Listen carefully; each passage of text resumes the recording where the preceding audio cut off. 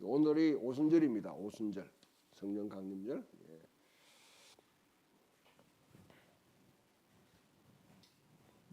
그 성령 강림절이 어떤 의미가 있느냐 여러 가지 우리가 상고하는데요. 상고하는데 일단 여러분들 사도행전을 보게 되면 자, 그 예수님이 죽으신 이후에 40일 동안 함께 계시다가 10일 동안 제자들이 함께 모여서 열심히 기도했다. 기도할 때 일단 기도하기 전에 사도 한 명을 채웠죠. 마띠아를 채웠죠. 12 이스라엘을 대표하는. 그러고 난 뒤에 2장절에 성령이 그 속에 부어졌더라. 그러니까 방언을 한단 말이죠. 그 방언이 오늘날 우리가 하는 방언이 아니에요. 오늘 우리 방언하면 다른 사람이 못 알아듣죠.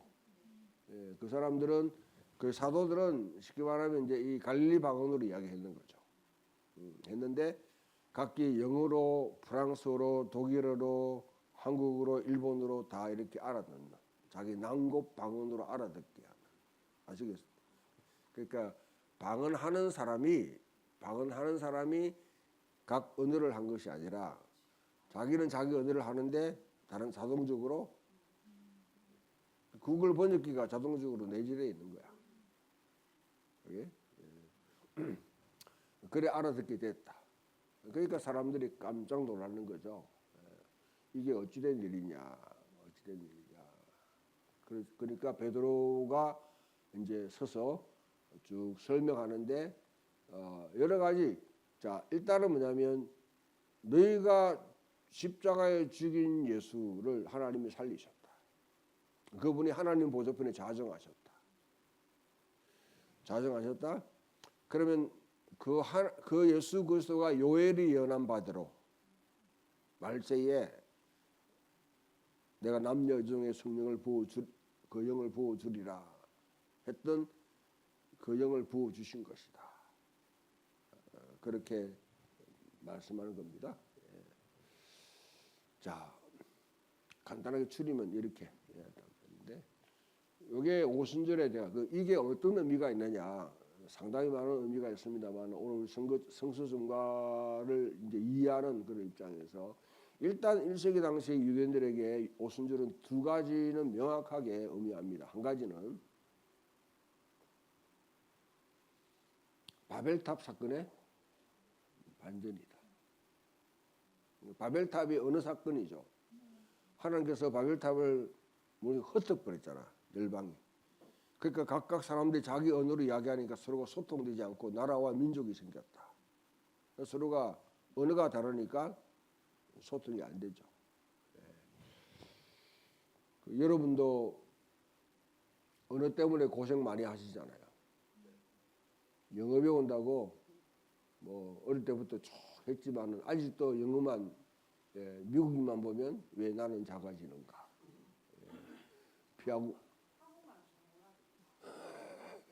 피하고 싶은 각기 다른 언어 모르는데 그게 지금 이어지고 있단 말이죠. 근데 이 오순절 성령이 딱 임하게 되니까 어떻게 합니까? 서로 소통하죠.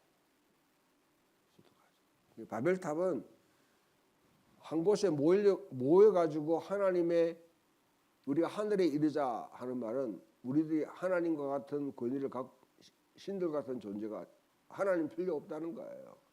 하늘을 대체하자 이 말이에요. 우리 힘으로 하늘을 대체할 수 있다. 그게 바로 바벨탑 사건의 본성입니다.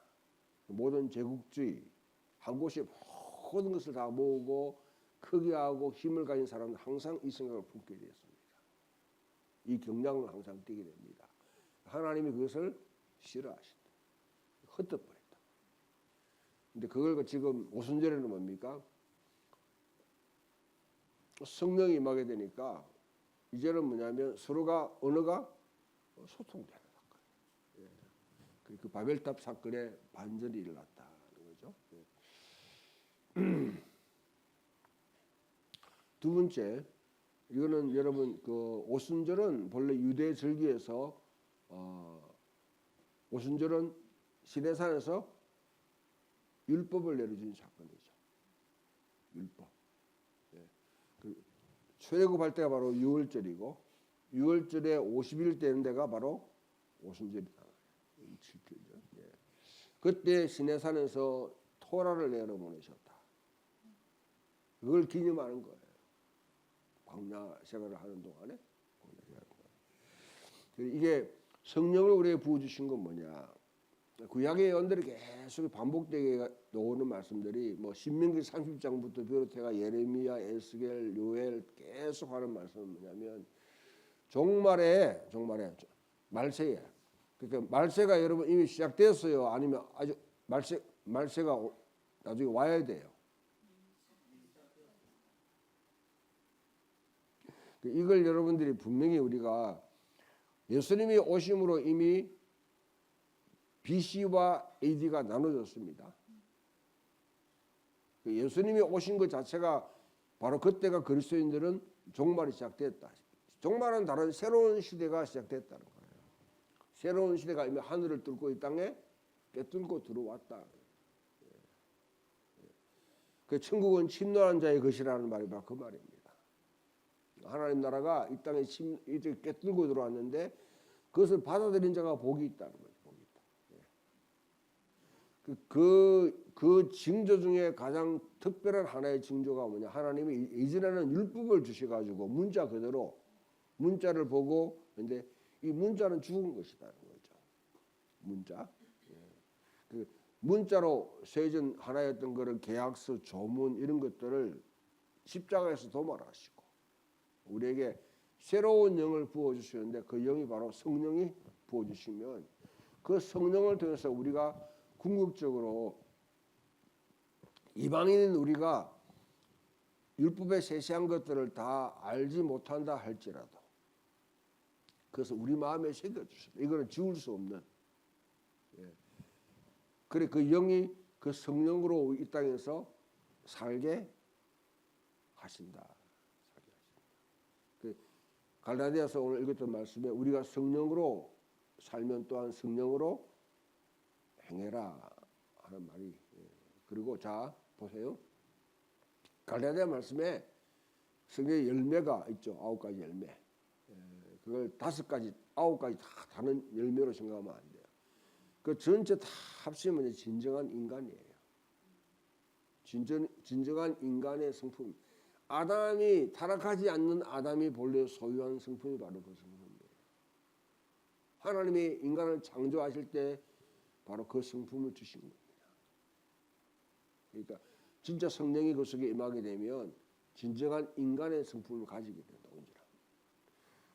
한 가지 열매가 5가지 맛을 내는 게 오미자잖아.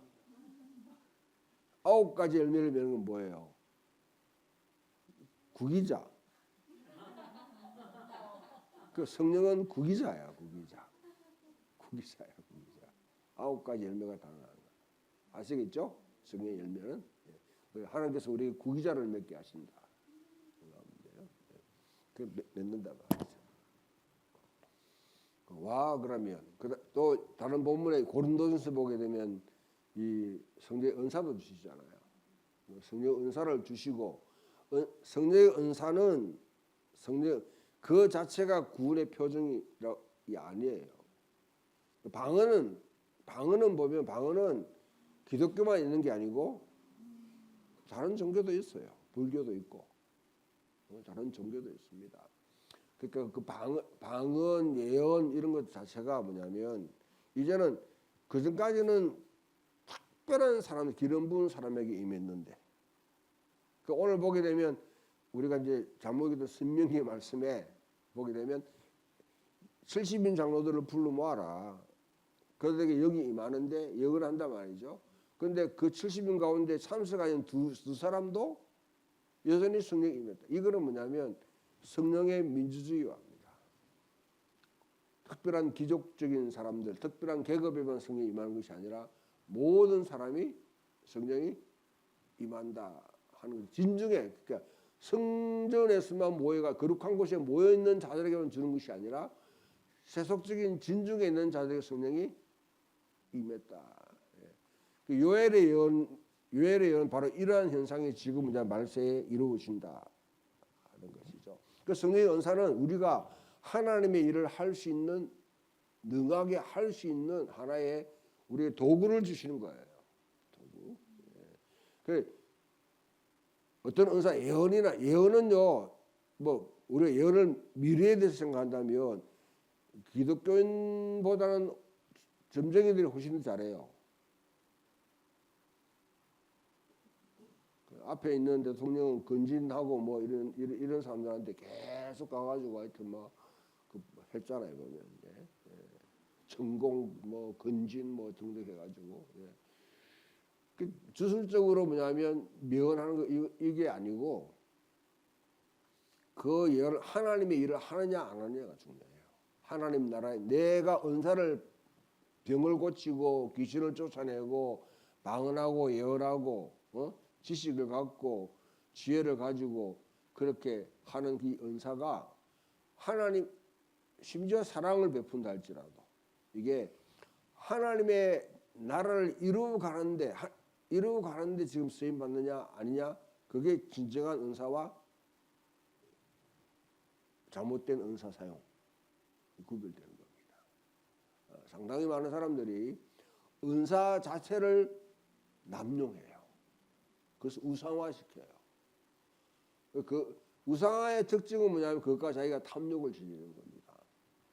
돈벌이하고 사람 돈 거두고 자기를 갖다 호강하게 만들어. 그런 은사를 그렇게 하는 것은 그거는 전적으로 남용하는 거야. 오용하는 거야. 그거는 하나님의 나라를 위해서 이와 같이 쓰임 받는 것이 아니라 사실 자기의 영광을 취하는 거, 자기의 영광을 취하는 것이죠. 그 우리 갈라디아 말씀에 뭐 보게 되면 이것들을 갖다가 성령으로 살면 또한 성령으로 행할지니 하고 정욕과 탐심을 예수의 사람들은 육체와 함께 그 정욕과 탐심을 십자가에 못 박아 내렸는데 십자가에 못 박지 못한 행동이죠. 그러니까 은사는 하나님의 일을 할 수 있는 거고 성품은 우리가 실패한 아담의 그리고 예수 그리스도를 통해서 온전하게 된 그 인간 진정 인간의 성품을 가지게 만든다. 그럼 왜 은사를 주고 왜 성령의 열매를 맺게 하시는가? 이게 중요하겠죠.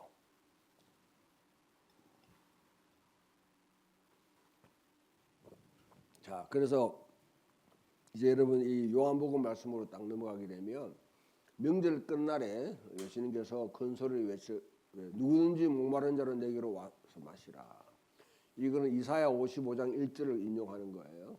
그 다음에 믿는 자는 그 배에서 생수의 강이 흘러나리라. 생수의 흘러나리라. 그렇겠습니다. 요거는 저 앞에 여러분 성전 기초석에 대해서 이야기하면서 제가 좀 말씀을 드렸는데 기억나요? 주여. 지훈 형제 그 앞에 내가 줬던 그 PPT 아직 남아 있어요?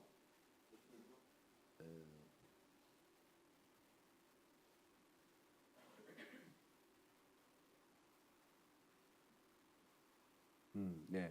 자 앞에 있는 그 위에 있는 알샤크 위로 올라가 보세요. 그 더 위에 여기 지금 여기에 저기 황금돔으로 된 게 지금 이슬람 사원이에요. 알샤크다. 그 바위. 그 돔 오브 록이라고요. 저 안에 보면 바위가 있어요. 자 내려가 보세요. 이거는 16세기, 17세기의 어떤 화가가 그 장면을 그린 거예요. 사진 찍은 게 아니라. 그 다음에 그게 지금 저렇게 돼 있다고. 자, 한 번 더 내려오면 더 내려와요. 저 안에 구멍이 있죠, 구멍이 있죠. 그 다음 내려보세요. 구멍이 있죠. 여기에 지금 뭐냐면 유대인들에게는 이게 하나님이 최초의 세상을 창조할 때 여기서 창조했다고. 이 유대인의 신념이에요. 아시겠죠? 자, 그 다음에 이것이 아브라함이 여기서 뭐냐면 이삭을 제사 드는 곳이다. 모리아산. 예. 그리고 제1성전 솔로몬의 성전의 기초석이 바로 이거예요. 기초석. 예. 그리고 장차 성전을 세울 때 여기서 세워질 거 생각하고 유대인들이 지금 여기다 성전을 세우려면 위에 있는 집 이거 이슬람 사원을 갖다가 무너뜨려야 되겠지. 그죠? 그게 지금 뭐냐면 네타냐후가 벌이고 있는 전쟁의 목적입니다. 제3성전을 세우기 위해서. 제3성전을 지우기 위한 모든 자금이나 자료들은 다 구비되어 있어요. 지금도 유대인들은 하프세겔, 그러니까 반세겔 성전세를 갖다가 꾸준히 거두어가지고 지금 다 비춰가고 있습니다. 지금 이스라엘 지금 네타냐후 정권이 벌어지는 미국의 거구 복음주의 세력과 연결돼 가지고 저걸 허물고 저기다가 성전을 세우면 성전은 그러면 뭐냐면 이제 진정한 이스라엘 회복이 온다. 그걸 꿈꾸고 하는 거예요. 유대인의 심령입니다. 이걸 뭐냐면 유대인들은 세상의 배꼽이라 그렇게 해요. 세상의 배꼽. 자, 그리스 사람들에게 세상의 배꼽은 델포이 신전에 있죠. 델포이 신전에. 혹시 밑에 있나요? 한번 내가 적어놨네.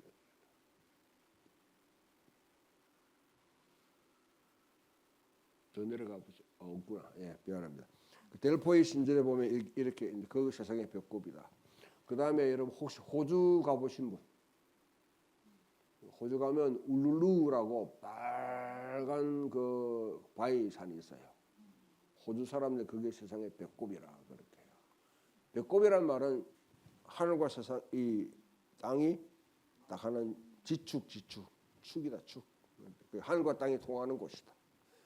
우리에게는 그럼 이걸 두고 그럼 우리 믿는 사람들에게 진정한 성전은 어디에 세워졌습니까?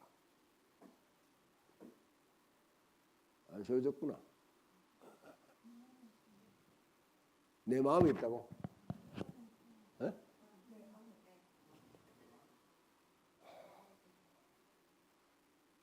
그러니까 여러분들이 그럼 1인칭 때문에 하여튼 성경이 다 왜곡돼. 1인칭 때문에. 나하고 관계없으면 다 그냥 무관한 거야. 좀 우주적인 시각을 가져요. 눈을. 예수님이 십자가에 죽으시고 부활하셔서 하나님 보좌에 자정하신 게 바로 그것이 진정한 성전이 세워졌다고 몇 번 이야기했나요? 그게 진정한 성전이라고. 멜기세덱의 반차를 쫓는 대제사장이신 예수 그리스도가 이제는 뭐냐면 그 자신이 성전이 되신다고. 성전. 그 하늘과 땅이 만나는 것이죠. 하늘이라는 곳은 스카이가 아니고 헤븐인데 하늘의 영역에 보게 되면 그곳에는 유일하게 육신을 가지고 영을 가지신 분은 예수 그리스도 밖에 없어요. 하늘과 땅이 하나 됐잖아. 네? 이 하늘과 땅이 하나 된 예수 성전이 하나님의 세상을 통치하는 것은 성전을 통해서 통치합니다. 최초에 에덴 동산이 성전이라고 그랬죠. 그 안에 세운 받은 아담이 바로 온 땅을 통치하라고 주어진 왕 같은 세상이라는 거지. 그게 하나님의 형상을 지닌 존재로서 아담의 소명, 세상을 통치하는 거예요. 그런데 에덴에서 쫓겨났잖아. 쫓겨났잖아요. 그러고 나는데 그림자로 준 것이 본래 성전의 그림자로 준 것이 바로 이 땅에 있는 성막, 그 다음에 뒤에는 성전. 그것이 하나님이 임재하는 곳이다. 하나님이 임재하는 곳이라면 그게 셰키나 하나님의 영이 가시는 곳이다. 응? 하나님 영광이 임했다. 우리 주의 영광이 할렐루야 주의 영광이 임했다. 때 그 셰키나가 돌아온다. 자 여기 자 주목해봐요.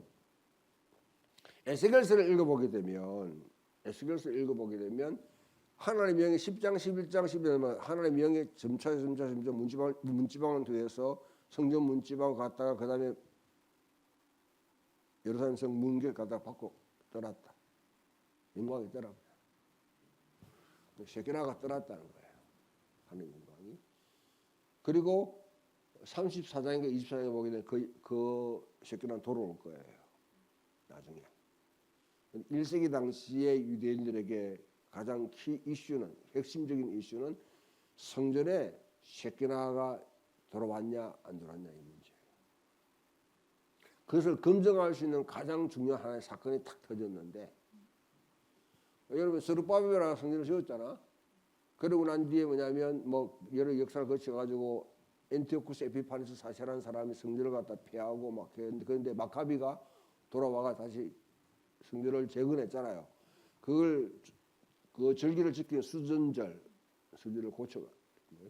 그런데 BC 63년에 로마 장군 폼페이우스가 예루살렘에 와가지고 예루살렘 성전에 들어갔어요. 군합발 신고. 어디까지 들어갔냐? 지성소까지 들어갑니다. 그러면 문무 이스라엘 죽어야 돼요, 살아야 돼. 이방인이 지성소에 들어갔는데 죽어야 돼요, 살아야 돼요. 하나님의 영광이 있다고 그러면 죽어야지. 그건 신성 모독인데 살아나 버렸어. 살아나 버렸어. 폼페이오스는 유대인들이 섬기는 그 신이 어떤 분인가 보러 들어갔는데 형상도 없고 아무것도 없어. 그래서 뭐 금은으로 된 그 모든 기구들 다 손 하나 안 대고 탁 나왔어요. 이게 유대인들의 두 가지 파장을 탁 일으켜요.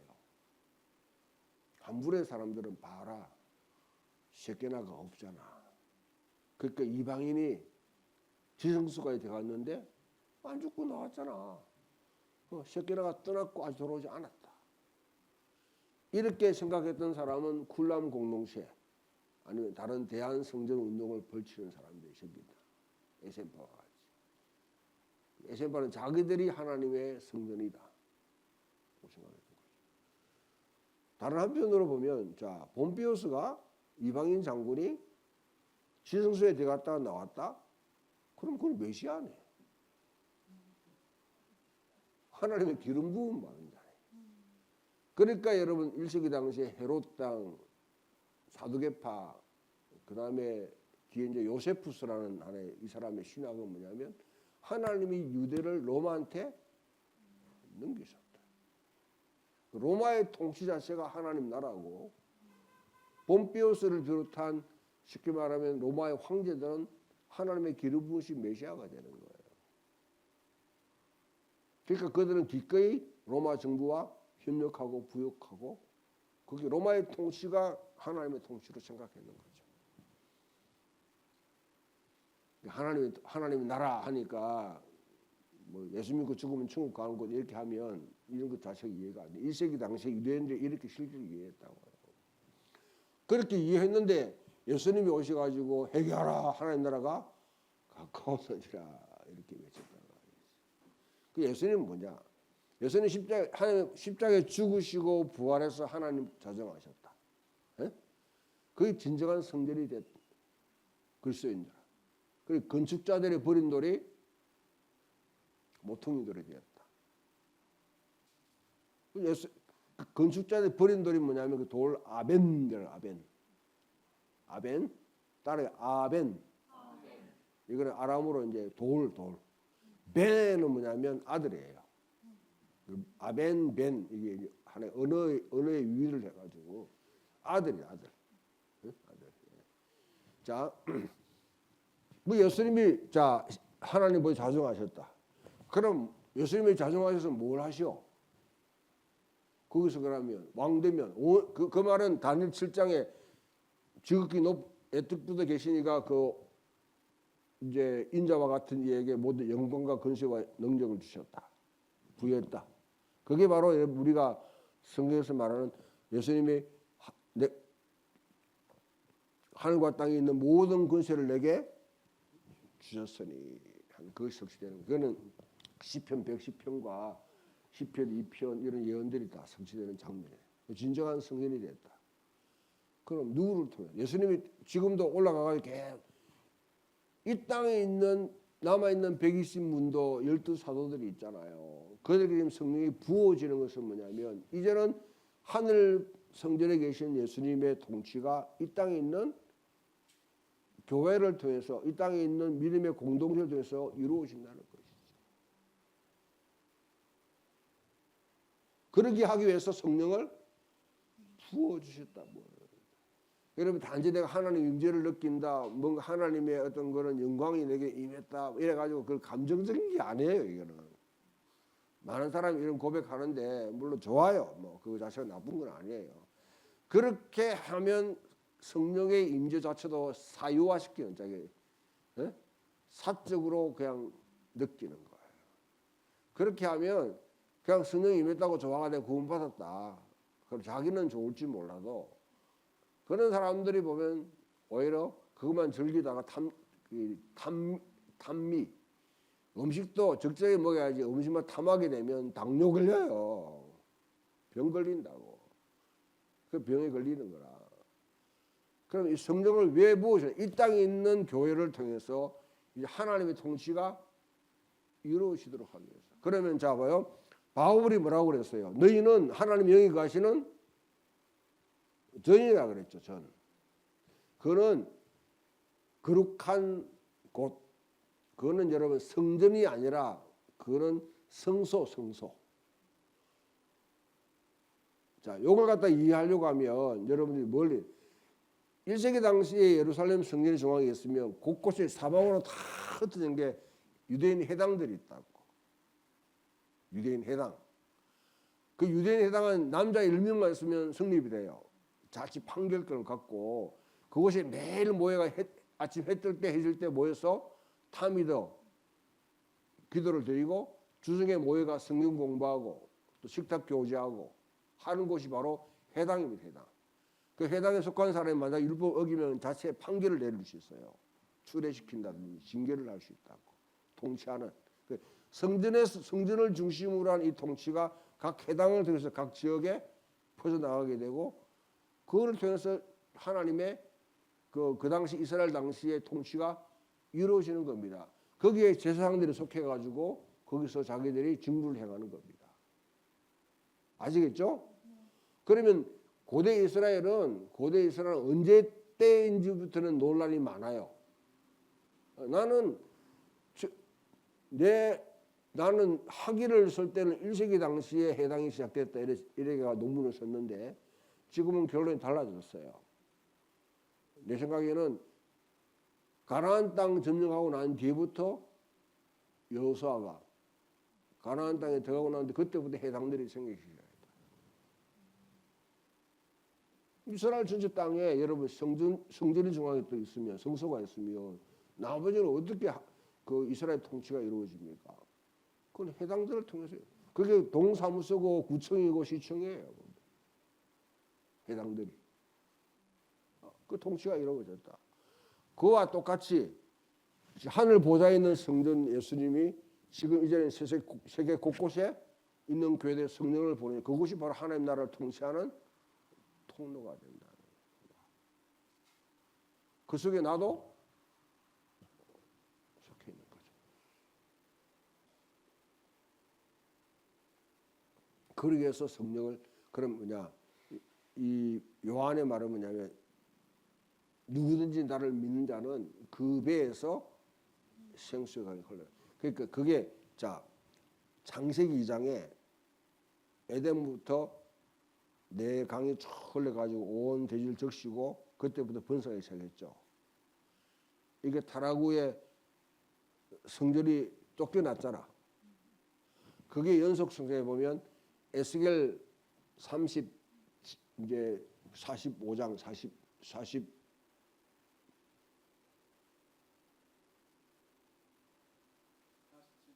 47장.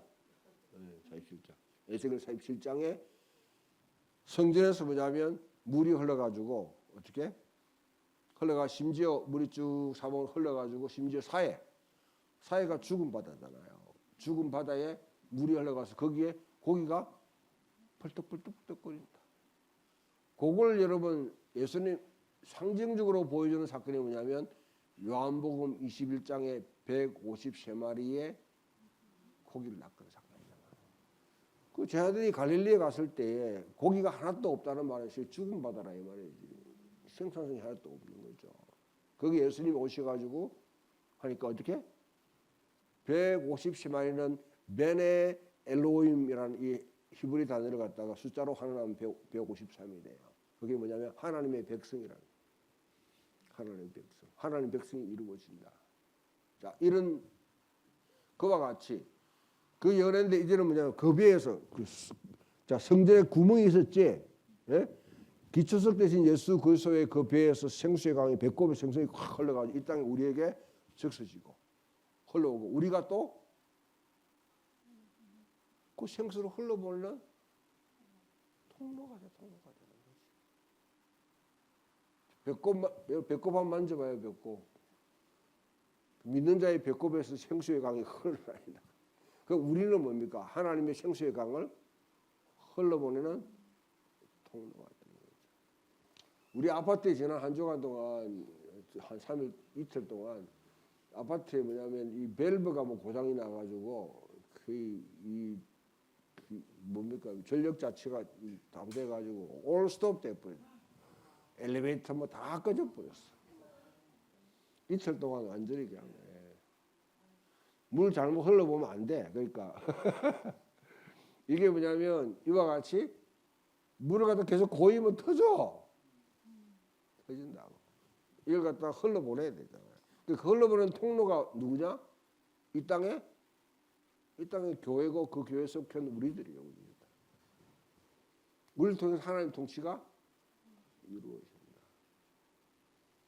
그러니까 이제는 누구든지 주의 이름을 부르는 자는 구원을 얻으리라. 그 말 이제는 특별한 이스라엘 백성이나 특별한 종족이나 특별한 계급에게 구원이 속해있지 않고 모든 사람에게 배우는데 그 조건은 믿는 자는 예수님 믿는 자에게 생명이 전해지는 거죠. 생명이 전해지는 뭡니까? 새로운 창조가 일어난다는 것이죠. 오늘 시편 104편 우리 앞에 했죠. 오늘 우리 태양 목사님이 찬양했던 걸 다음 주가 이제 또 시편 8편이 또 등장해요. 시편 8편 그 다음에 시편 104편 다 하나님의 창조 세계를 찬양하는 거예요. 이 창조 세계를 오늘 읽었던 여호와여 주의 하신 일이 어찌 아름다운지요. 주께서 지혜로 이 모든 것을 다 지었으니 주의 지으신 땅에 가득합니다.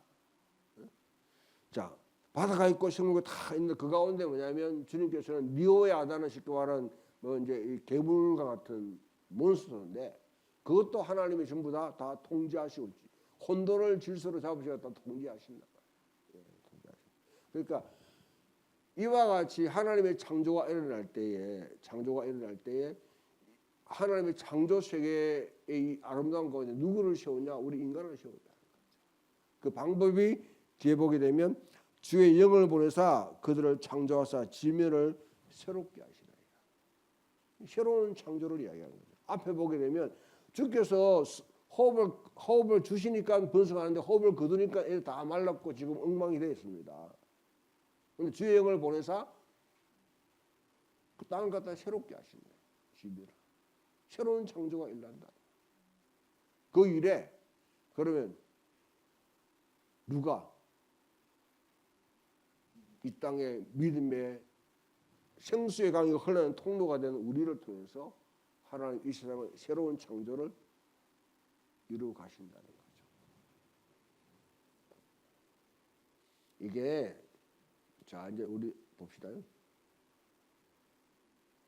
자 여러분 지금 우리 앞에 우리 보면 앞산 있고 지금 팔공산이 있고 그 다음에 나무가 있고 신천 흐르고 뭐냐 흐르잖아요. 보면 하나 예? 지금 금호강 막 흘러가잖아요. 낙동강 흐르고 이 산들 하나님이 지으신 이건 하나님이 지으신 피조물이 아니에요. 인간이 만들었나? 제가 억울한데 이게 타락했나? 문구주사에 어디서 가게? 지금 있는 자연은 하나님이 만드신 모습이 아니면 그냥 뭐 뒤에 다 뒤틀어 하나님 본래 창조의 흔적을 찾아볼 수 없는 거예요. 만드신 거지. 그 10편 8편도 그렇고 나중에 10편 19편도 보면 그걸 보니까 하늘과 달과 이 돌아가는 거 그다음 산과 지지를 보니까 하나님이 지으신 것이 너무나 아름답고 영광이 가득 차다고 노래한다. 그 창조의 감각을 가진 사람들은 이게 이제 예수 믿는 사람들이 특히 개신교가 십자가만 딱 강구해가지고 십자가 이러면 핵심이죠. 그런데 이것만 너무 강조하게 되면 과도하게 강조하게 되면 창조와 새 창조가 다 죽어버려요. 그걸 죽이는 거다. 그러니까 살아가면서도 특별한 은총만 주님의 은혜 보혈 뭐 이것만 생각했지. 하나님의 창조의 지금 뭐냐면 저 가로수에 있는 저 나무들과 산과 바다와 공기와 이것들 속에 이것도 하나님의 손으로 직접 손으로 지으신 주의 손가락으로 지으신 하나님의 손으로 직접 만드신 작품이에요. 여기에서 우리가 아름답게 여깁니까 아닙니까? 안 그럽니까? 이 감각에 살아나야 돼. 그걸 보면서 그 가운데 뭐냐면 그 윌리엄 워드와 같이 하늘에 있는 저 무지개를 보니 내 가슴 뛰노라니. 내 어릴 때 그랬고 지금도 나중에 그래. 그렇지 않으면 나를 죽게 하소서. 어린이는 어른의 아버지. 본인의 그 경건함으로 우리가 평생 동안 살아가게 하옵소서. 뭐 이렇게 감상주의적으로 낭만주의로 과도하게 우리가 반응하지 않는다 할지라도 하나님의 창조 세계를 보고 우리 속에 뭔가 감이 와요. 이 감이 회복돼야 돼요. 그럼 이 땅에 여러분 묻지 않는 자들을 우리가 뭡니까? 죽기로 도로게 하는 것도 그것도 우리의 전도의 중요한 하나의 핵심적인 요소죠. 그걸 해야 됩니다. 누구든 주의 이름을 부른 자마다 구원을 얻게. 내가 그것을 할 수 있다. 그게 바로 생수의 강을 흘러보내는 하나의 사건입니다. 이 땅에 망가지고 부서진 그 관계, 그게 지우개를 묶이고 흘러보내는 것도 생수의 강을 흘러보내는 거예요. 그러나 또한 하나님을 되짚게서 있는 경관심, 잘못된 사상들, 잘못된 생각들, 그걸 사로잡아가지고 그래서 꽤 복종시켜요. 거기를 위해서 지금 주의 청년들이 지금 아침 이 시간에 주의 청년들 저렇게 부르시는 겁니다. 그 일에 내가 부름받았다. 부름받았다면 또 안 되니까 이렇게 소환됐다. 소환돼도 뭐냐면 감이 별로 안 오지. 징집됐다. 징집돼도 뭐냐면 저 감이 없어. 별로. 징집됐다. 그 감각을 갖고 살아가면서 본래 성령은 창조의 영이에요. 창조의 영. 창세기 1장 2장에 보면 어떻게? 하나님이 창조하실 때 하나님 영이 수면 위에 운행하시더라. 그때 창조가 이루어지는 거예요. 그래서 혼돈의 세력인 바다 물을 갖다가 다 성령이 직접 걷어내시잖아. 마치 독수리 날개치듯이 밤새도록 날개쳐가지고 지민을 덮고 있는 물들을 다 걷어내고 그 묻이 드러나는 거기에 어디에 하나님의 창조가 크고 시행되는 거예요.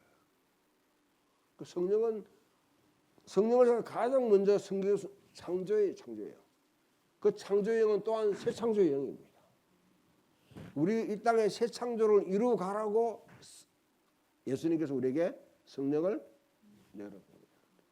그러니까 에스겔이 말하기를 성령이 내게 안 믿는 자들이 막 죽게 돌아와가지고 뭐 교회가 분성하고 그렇게 교회 건축이 이루어지고 그렇게 하지 않고 사방에 뭐냐면 황무한 땅이 거기 풀들이 솟아나고 나무가 솟아나고 황무지가 장미꽃같이 피는 것을 볼 때에 그와 같이 그와 같은 뭐냐면 막 일어나고 숲이 일어나고 생태계가 회복되고 심지어 죽은 바다 사이까지 거기 물이 흘러가 가지고 살아나는 그게 바로 부활의 영이고 부활의 영은 새 창조의 영이에요.